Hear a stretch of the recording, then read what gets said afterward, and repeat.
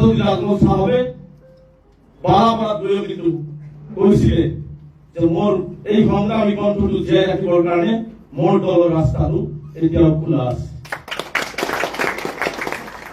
যোৱাৰ আগতো মোক শুভেচ্ছা দিলে সংগ্ৰামী কণ্ঠ অব্যাহত ৰাখিবৰ কাৰণে মোৰ লগত ঘটা ঘটনাৰ কাৰণে আকৌ দৰ্জাটো খুলি ৰাখিলে যাতে সংগ্ৰামী সত্তাটো জীয়াই থাকে। আৰু মই সেইদিনাখনে কোন লৈছিলো যে মোক যিহেতু মোৰ সংগ্ৰামী কণ্ঠটোক যিহেতু জীয়াই ৰাখিব বিচাৰিছে মানুহে মোৰ লগত যদি আপোনালোক চাওক আৰু মই সেইদিনা লৈছিলো মই পৰিয়ালৰ লগত কথা পাতিছিলো মই দুজনকে বিধায়কৰ লগত কথা পাতিছো আমাৰ নজৰুল ইছলাম ছাৰ মজিবুৰ ৰহমান ছাৰৰ লগত কথা পাতিছিলো যে নহয় মই জীয়াই থাকিব লাগিব সংগ্ৰাম কৰিব লাগিব আৰু এই কণ্ঠ মই আগবঢ়াই লৈ যাব লাগিব সংখ্যালঘু জাতিৰ কাৰণে যাতে সংখ্যালঘু জাতিটোৱে অবকে মেৰুদণ্ড জীয়াই থাকিব পাৰে নিজৰ অধিকাৰ লৈ। আৰু তেতিয়াৰ পৰা মই সংকল্প লৈ